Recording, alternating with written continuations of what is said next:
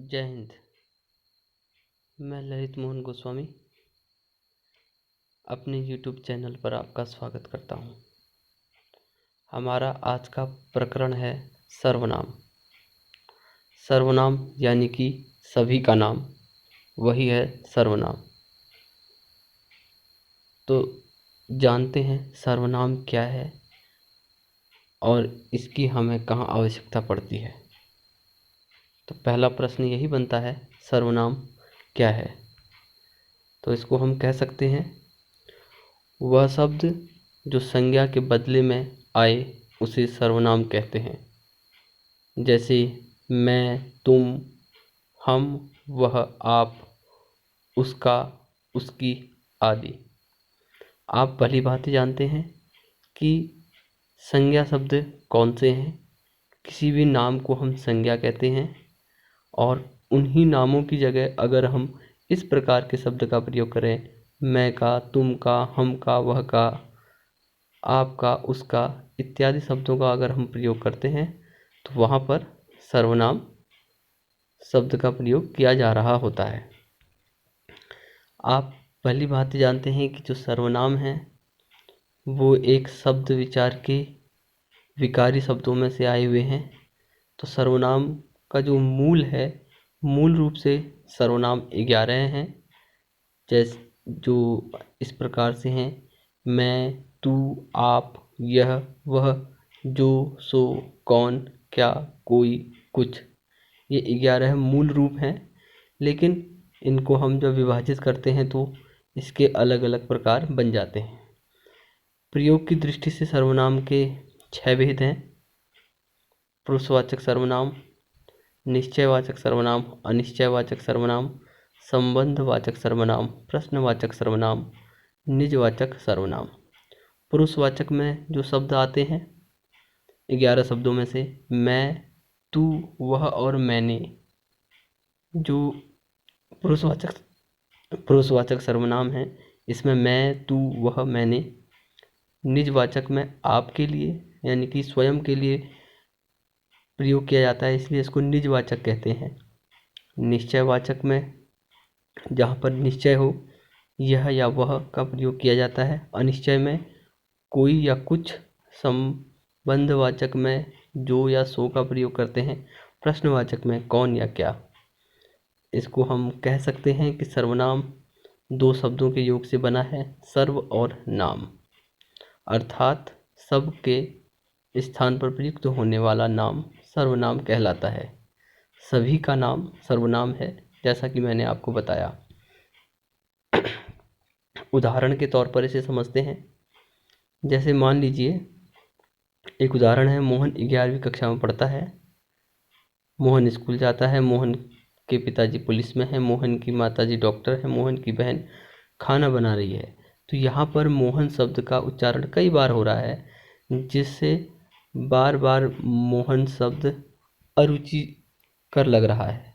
अगर हम इसको इस तरीके से पढ़ें या लिखें कि मोहन 11वीं कक्षा में पढ़ता है, वह स्कूल जा रहा है, उसके पिताजी पुलिस में हैं, उसकी माताजी डॉक्टर हैं, उसकी बहन खाना बना रही है। तो यहाँ पर वह, उसके, उसकी, यहाँ पर इन शब्दों का प्रयोग किया गया है। तो ये सब मोहन के लिए ही प्रयोग किए गए हैं। तो मोहन के स्थान पर इनका प्रयोग किया जा रहा है, इसीलिए इसको कहा जाता है कि संज्ञा के स्थान पर सर्वनाम का प्रयोग किया जाता है।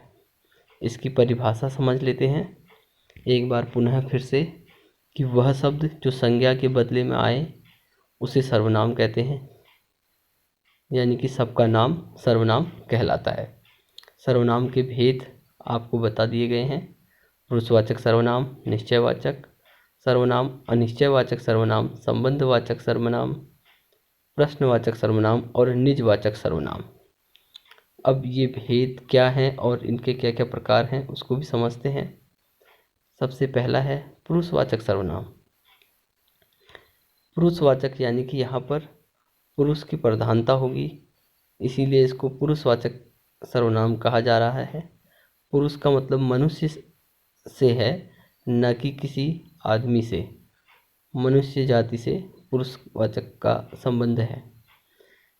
जो सर्वनाम वक्ता यानी कि बोलने वाला, श्रोता अर्थात सुनने वाला तथा किसी अन्य के लिए प्रयोग होता है उसे पुरुषवाचक सर्वनाम कहते हैं। यानी कि यहाँ पर हम कह सकते हैं मैं, तुम और वह के लिए जो प्रयोग हों उनको हम पुरुषवाचक सर्वनाम कह सकते हैं। जैसे उसने मुझे बोला था कि तुम पढ़ रही हो। उसने यानी कि कोई और है, मुझे अर्थात मैं स्वयं हूँ, और बोला था कि तुम अर्थात तुम्हारे लिए है। तो यहाँ पर 3 अलग अलग लोगों का जिक्र किया गया है, तो यही जिक्र हमारी फिक्र बन जाता है, इसीलिए इसको हम पुरुषवाचक सर्वनाम के तौर पर प्रयुक्त कर रहे हैं। अब इसको और अच्छी तरह समझते हैं इसके भेदों के माध्यम से। पुरुषवाचक सर्वनाम के 3 भेद हैं: उत्तम पुरुष, मध्यम पुरुष और अन्य पुरुष। उत्तम यानी कि आप ये समझिए कि मैं स्वयं उत्तम हूँ। तुम अर्थात जो दूसरा व्यक्ति जो मुझे सुन रहा है, तुम वह मध्यम है, और जिसके बारे में हम बात कर रहे हैं वह अन्य है। तो वक्ता को उत्तम पुरुष कहा जा सकता है, जो बोल रहा हो वह उत्तम पुरुष है। जो श्रोता है यानी कि जो सुनता है वह मध्यम पुरुष है, और जिसके बारे में बात की जा रही है वह अन्य पुरुष है। तो इसके अंतर्गत आते हैं जैसे मैं, हम, मुझे, मैंने, मेरा, मुझको, ये सब उत्तम पुरुष के अंतर्गत आते हैं। मध्यम पुरुष के अंतर्गत आते हैं तू, तुम, तुमको, तुम, आप, आपको, आपके इत्यादि। ये सब मध्यम पुरुष के अंतर्गत आते हैं, जो किसी दूसरे के लिए प्रयोग किए जा रहे हों, जो सुनता है। और तीसरा वह, यह, उन, उसको, उसने, इन्हें, उन्हें, इसके, उसको इत्यादि शब्दों का जहाँ पर प्रयोग किया जाता है वो सारे शब्द अन्य पुरुष को संकेत कर रहे होते हैं। तो पुरुषवाचक सर्वनाम के 3 भेद हैं: उत्तम पुरुष, मध्यम पुरुष और अन्य पुरुष। उत्तम मैं स्वयं के लिए हूँ, मध्यम आपके लिए है, और अन्य किसी और के लिए है। उत्तम में मैं आएगा, मध्यम में तुम आएगा, और अन्य में वह आएगा। मैं, तुम, वह, मैं, तुम, वह, मैं, तुम, वह। इस तरीके से आप इसको याद रख सकते हैं। अगला है निजवाचक या संकेतवाचक सर्वनाम। निश्चयवाचक या संकेतवाचक सर्वनाम। निश्चय यानी कि जब किसी चीज़ की निश्चितता हो, जहाँ पर हमें किसी चीज़ का कन्फर्मेशन हो, वहाँ पर निश्चयवाचक या संकेतवाचक सर्वनाम का प्रयोग होता है। अक्सर ऐसे शब्द वाक्यों में तब प्रयोग किए जाते हैं जब हम किसी चीज़ के लिए निश्चित हों। तो इसको हम कह सकते हैं जो सर्वनाम निकट या दूरी की किसी वस्तु की ओर संकेत करें उसे निश्चयवाचक सर्वनाम कहते हैं। जैसे यह लड़की है, तो यहाँ पर निश्चित है कि यह लड़की है, उसकी ओर संकेत किया जा रहा है। वह पुस्तक है, ये हिरन है, वे बाहर गए हैं। तो जहाँ पर निश्चितता है और किसी व्यक्ति विशेष के लिए सर्वनाम शब्दों का प्रयोग किया जा रहा है, वहाँ पर संकेतवाचक या निश्चयवाचक सर्वनाम आता है। जैसे उदाहरण में है यह मेरी पुस्तक है, अर्थात यह मेरी पुस्तक है, ये बात निश्चित है। वह माधव की गाय है, गाय जो है माधव की है, ये बात भी निश्चित है। और वह राम के भाई हैं, वो राम के भाई हैं, ये बात भी निश्चित है। तो यहाँ पर निश्चयवाचक में इस प्रकार से प्रयोग किया जाता है। अच्छा, निश्चयवाचक और पुरुषवाचक सर्वनाम में थोड़ा सा अंतर है, इस बात को हमने समझ लेना चाहिए ताकि हमें गलतियाँ ना हो। राम मेरा मित्र है, वह दिल्ली में रहता है। तो यहाँ पर ये पुरुषवाचक है और यहाँ पे अन्य पुरुषवाचक का प्रयोग किया गया है। कैसे? राम मेरा मित्र है और वह दिल्ली में रहता है, यहाँ पर वह का प्रयोग किया गया है। इसी को हम दोबारा दूसरी तरीके से समझते हैं। निश्चयवाचक सर्वनाम में क्या होता है कि यह मेरी गाड़ी है, वह राम की गाड़ी है।